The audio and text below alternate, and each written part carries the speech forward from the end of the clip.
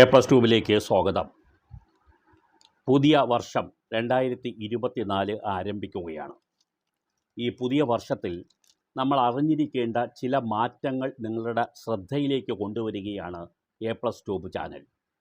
പ്രധാനമായും നിങ്ങൾ അറിഞ്ഞിരിക്കേണ്ട ഒരു കാര്യമുണ്ട്. കഴിഞ്ഞ ഒരു വർഷമായി യാതൊരു വിധത്തിലുള്ള പണ ഇടപാടുകളും നടത്താത്ത UPI ഐഡികളും ആ നമ്പറുകൾ ഉപയോഗിച്ച് നടത്തുന്ന മറ്റ് ഇടപാടുകളും ജനുവരി 1 മുതൽ താൽക്കാലികമായിട്ടെങ്കിലും സ്വീകരിക്കപ്പെടുന്നതല്ല.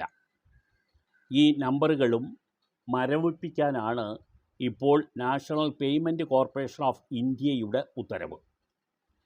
ഇങ്ങനെ നേരിടുകയാണെങ്കിൽ, ഒരു ബുദ്ധിമുട്ട് നിങ്ങൾക്ക് നേരിടുകയാണെങ്കിൽ അത് UPI ആപ്പിൽ വീണ്ടും രജിസ്റ്റർ ചെയ്യാൻ നിങ്ങൾ ഓർമ്മിക്കുക. ഒരിക്കൽ കൂടി നിങ്ങളുടെ ശ്രദ്ധയിൽപ്പെടുത്തുന്നത്, കഴിഞ്ഞ ഒരു വർഷമായി പണമിടപാടുകൾ നടത്താത്ത UPI ഐഡികൾക്കാണ് ഇങ്ങനെയൊരു മാറ്റം ഉണ്ടാകുന്നത് എന്ന് മനസ്സിലാക്കിയിരിക്കുക. മറ്റൊരു പ്രധാന വിവരം, നമ്മുടെ രാജ്യത്ത് ജനുവരി മുതൽ വാഹനങ്ങൾ വാങ്ങാൻ ഉദ്ദേശിക്കുന്നവർക്ക് ഒരു തിരിച്ചടിയുണ്ട്. അത് വില കൂടുകയാണ് എന്നുള്ളതാണ്. Maruti Suzuki, Tata Motors, Mahindra Honda, Volkswagen, Skoda, Hyundai Nissan, MG Motors, Benz, Audi തുടങ്ങിയ മിക്ക കമ്പനികളും വാഹനവില ജനുവരി 1 മുതൽ 2024 ജനുവരി 1 മുതൽ കൂട്ടുമെന്ന് നേരത്തെ തന്നെ അറിയിച്ചിട്ടുണ്ട്. ഇതുമായി ബന്ധപ്പെട്ട അസംസ്കൃത സാധനങ്ങളുടെ വിലക്കയറ്റമാണ് ഇത്തരത്തിലുള്ള തീരുമാനത്തിന് അവരെ പ്രേരിപ്പിച്ചിരിക്കുന്നത് എന്നും സൂചിപ്പിച്ചിട്ടുണ്ട്. ഇക്കാര്യം നിങ്ങൾ പ്രത്യേകിച്ച് ഓർത്തിരിക്കുക. വാഹനം വാങ്ങുന്നവർക്ക് ഇപ്പോൾ അത്ര നല്ല സമയമല്ല എന്നുള്ളതാണ് നിങ്ങളെ അറിയിക്കാനുള്ളത്. വായ്പ എടുക്കുന്നവരുടെ ശ്രദ്ധയ്ക്കുള്ളതാണ് അടുത്ത ഒരു അറിയിപ്പ്. പലിശ കൂടുകയാണെങ്കിൽ വായ്പ എടുക്കുന്നവർക്ക് വായ്പയുടെ EMIയോ അല്ലെങ്കിൽ കാലാവധിയോ വർദ്ധിപ്പിക്കുന്നത് നിലവിൽ ബാങ്കുകളുടെ തന്നെ താൽപ്പര്യപ്രകാരമായിരുന്നു.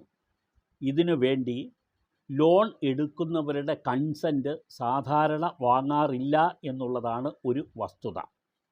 എന്നാൽ കൃത്യമായും ഇനി മുതൽ ജനുവരി മുതൽ EMI ആണോ കാലാവധിയാണോ വർദ്ധിപ്പിക്കേണ്ടതെന്ന് വായ്പ എടുത്തവർക്ക് തന്നെ തീരുമാനിക്കാവുന്നതാണ്. ഇതിനുള്ള നിർദ്ദേശം നൽകിക്കഴിഞ്ഞു. നിങ്ങൾ എടുത്തിരിക്കുന്ന വായ്പ ഏത് തരത്തിലേക്ക് മാറ്റണം എന്ന്, അതായത് ഫ്ലോട്ടിംഗ് ആയിട്ടാണോ ഫിക്സഡ് റേറ്റിംഗിലേക്കാണോ മാറ്റേണ്ടതെന്നും നമുക്ക് ജനുവരിയിൽ തീരുമാനിക്കാൻ കഴിയും. ജനുവരി മുതൽ ഇത് തീരുമാനിക്കാൻ കഴിയും. ബാങ്കുകളുമായി ബന്ധപ്പെട്ട മറ്റൊരു വിവരം കൂടി ഈ 2024 നിങ്ങൾ അറിയേണ്ടതുണ്ട്.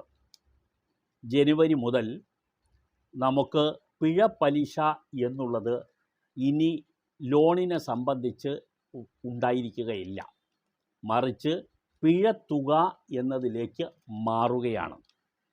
അതായത് എടുക്കപ്പെടുന്ന വായ്പകളുടെ, അത് ജനുവരി 1 മുതൽ എടുക്കപ്പെടുന്ന വായ്പകളുടെ കാര്യത്തിൽ തിരിച്ചടവ് മുടങ്ങുകയാണെങ്കിൽ പിഴ പലിശയ്ക്ക് പകരം നമ്മൾ പിഴത്തുക മാത്രം അടച്ചാൽ മതിയാവും.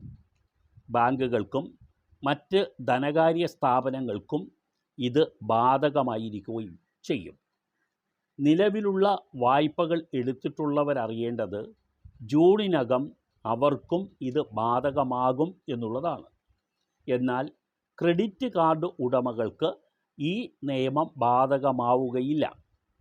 തിരിച്ചടവ് മുടങ്ങുകയാണെങ്കിൽ വായ്പയുടെ പലിശ നിരക്കിന് മേലാണ് ഇപ്പോൾ ഈടാക്കിക്കൊണ്ടിരിക്കുന്ന പിഴ പലിശ ചുമത്തുന്നത്.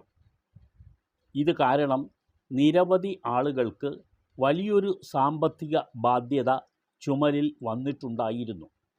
പല സ്ഥാപനങ്ങളും ഇത് പലതരത്തിൽ കണക്കാക്കി എന്നുള്ളതും വ്യാപകമായ പ്രതിഷേധത്തിന് ഇട വരുത്തിയിരുന്നു. ഇതുമായി ബന്ധപ്പെട്ട് നിരവധി കേസുകൾ കേരളത്തിലെ വിവിധ കോടതികളിൽ വന്നിട്ടും ഉണ്ടായിരുന്നു. തുടർന്നാണ് ഇങ്ങനെയൊരു തീരുമാനത്തിലേക്ക് പോകാൻ പ്രേരണ ആയത്. പലിശയ്ക്ക് മേൽ ചുമത്തുന്ന പിഴ പലിശയ്ക്ക് പകരമായി പിഴത്തുക, അതും റീസണബിൾ ആയിട്ടുള്ളത് മാത്രമേ ചുമത്താവൂ എന്നാണ് നിർദ്ദേശിക്കപ്പെട്ടിരിക്കുന്നത്. ഇതിന്മേൽ പുതിയ പലിശ നിരക്ക് ഈടാക്കുകയുമില്ല. അതായത് തിരിച്ചടവ് തുക വലിയ രീതിയിൽ വർദ്ധിപ്പിക്കും എന്നുള്ള ഒരു അവസ്ഥ ഉണ്ടാവില്ല എന്ന് ആശ്വസിക്കാം. വായ്പകളുടെ പലിശയിലേക്ക് മറ്റ് ഒരു ചാർജുകളും ബാധകമാക്കരുത് എന്നും നിർദ്ദേശിക്കപ്പെട്ടിട്ടുണ്ട്. നിങ്ങൾ പ്രധാനമായും അറിയേണ്ട മറ്റൊരു കാര്യം, നിലവിൽ തന്നെ ഇപ്പോൾ പല മൊബൈൽ കമ്പനികളും ചെയ്യുന്നതാണ്, സിം എടുക്കുന്നതിന് വേണ്ടി നമുക്ക് ഫോമൊന്നും പൂരിപ്പിച്ച് നൽകേണ്ടതില്ല. ഡിജിറ്റലായി തന്നെ ഇതെല്ലാം ഇപ്പോൾ നടന്നുകൊണ്ടിരിക്കുകയാണ്.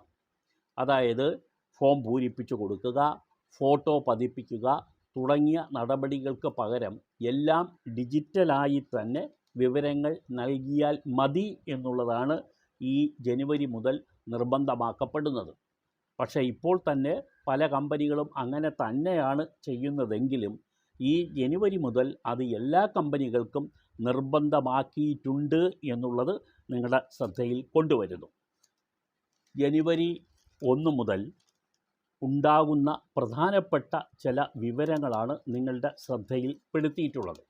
അതുപോലെ മറ്റ് ചില കാര്യങ്ങൾ അറിയേണ്ടത്, ഡിമാറ്റ് മ്യൂച്വൽ ഫണ്ട് നോമിനികൾക്ക് അപ്ഡേഷൻ നടത്താനുള്ള തീയതി ജൂൺ 30 വരെ നീട്ടിയിട്ടുണ്ട് എന്നുള്ളതാണ്.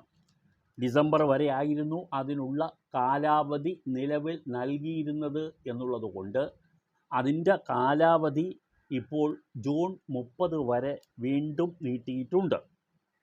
2024 ജൂൺ 30 പ്രത്യേകം ഓർത്തിരിക്കുക. പക്ഷേ നോമിനേഷൻ നൽകാത്ത ഏതെങ്കിലും അക്കൗണ്ടുകൾ ഉള്ളവർക്കാണെങ്കിൽ അവരറിയേണ്ടത് ആ അക്കൗണ്ടുകളെല്ലാം തന്നെ ജൂൺ 30 കഴിഞ്ഞാൽ ഫ്രീസ് ചെയ്യപ്പെടുകയാണ്. പലവട്ടം ഇത് ഓഹരിയുമായി ബന്ധപ്പെട്ട സ്ഥാപനങ്ങൾ നിക്ഷേപകരെ അറിയിച്ചിരുന്നെങ്കിലും പലരും നോമിനേഷൻ കൊടുക്കുന്നതിൽ വൈമുഖ്യം കാണിക്കുകയോ അക്കാര്യത്തിൽ താൽപ്പര്യം കാണിക്കാതെ പോവുകയോ ചെയ്തിട്ടുണ്ട്. അവർ വളരെ ഗൗരവത്തോടുകൂടി ഈ വിഷയം എടുക്കേണ്ടതുണ്ട്. ജൂൺ 30 കഴിഞ്ഞാൽ നിങ്ങൾക്ക് നോമിനേഷൻ നൽകാത്ത പക്ഷം നിങ്ങളുടെ അക്കൗണ്ടുകൾ മരവിപ്പിക്കുന്ന സ്ഥിതിയിലേക്ക് എത്തും. അത് ഒഴിവാക്കുന്നതിന് വേണ്ടി തീർച്ചയായും നോമിനേഷൻ ഉടനടി നൽകാൻ നിങ്ങൾ പ്രത്യേകം ശ്രദ്ധിക്കുക. ഇതാണ് 2024 പ്രാധാന്യത്തോടുകൂടി നിങ്ങൾ അറിയേണ്ട ഔദ്യോഗികമായ വിവരങ്ങൾ.